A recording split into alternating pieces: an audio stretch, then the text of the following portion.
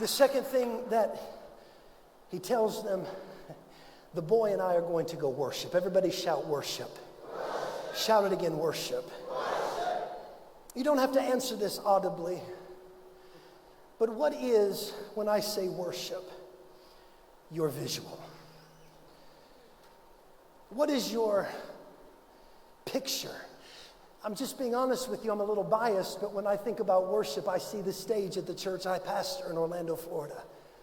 I see our worship team in the LED wall, and I see the lights dimmed on the sanctuary, but the lights on the stage, and I hear songs like, "To worship you, I live. To worship you, I live." I hear songs like that. I hear, "You are my champion." I hear songs like that. And you might hear your own song. You might hear a song from an artist I know or may not know. It might be William McDowell. It might be Travis Green. Y'all love Travis Green here? Love Travis Green? You might think of this or you might think of that. You might see the beautiful stage here at the Maker's house. Some people, when they think about worship, they associate worship with peace and tranquility. I don't know if you have this program here, but there's several Christian networks in America. If you can't sleep at 3 o'clock in the morning, you can turn on this program called Worship. And it's waterfalls dripping down the mountains and the strings and the piano playing, "As the deer panteth for the water, so my soul longs after you." Just this beautiful, peaceful, tranquil picture. But can I tell you that's the wrong picture? That's what you see and I see when we see worship. That's what we think of when we think of worship. But that was not Abraham's definition.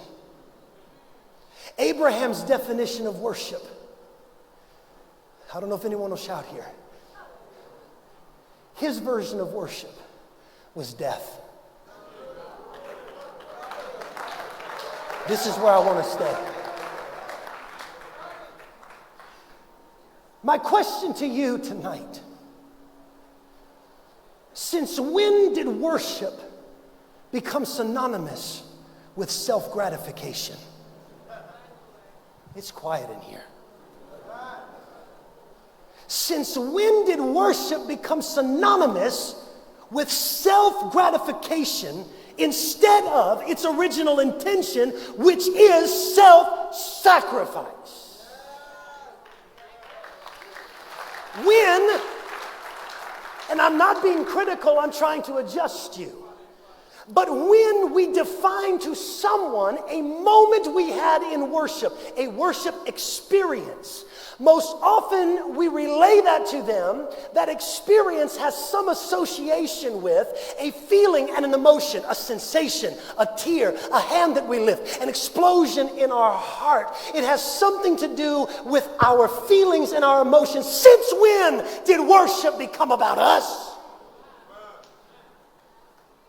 We define moments in the house of God by what moves us, by what we feel. Worship is not about us. It is about Jesus. It is about making him bigger. And the only way we can make him bigger is to get us smaller. He must increase. We must decrease. Worship is not about what moves you or moves me. It's about what moves him and what ministers to him. It's not about what fulfills you. It's what brings fulfillment to the heart of the Lamb who is worthy to receive the reward for his suffering. It's not about you living. It is about you dying and celebrating the one who lives. I am crucified with Christ. Nevertheless I live, not yet I, but Christ in me.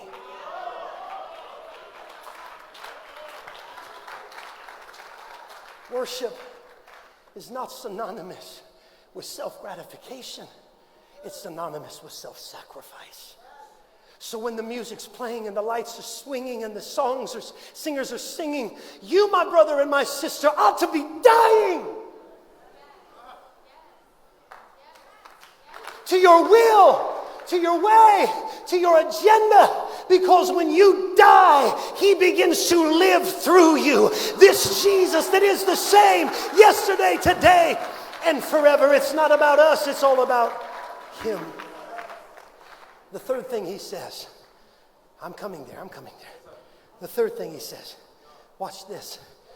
He says, the boy and I, we'll be back. Because if I was there, I wouldn't have let Abraham front on me. What do you mean, you and the boy? We'll be back. Abraham, I see the fire and the knife. I see the wood. Stop playing.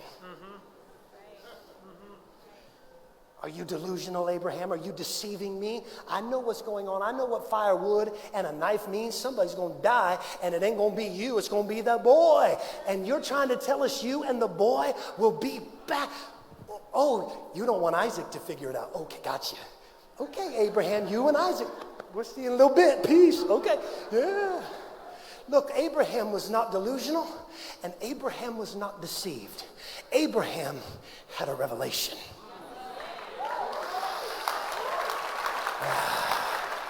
Abraham understood that whenever you surrender something in worship, God always brings it back bigger and better than the way you left it go.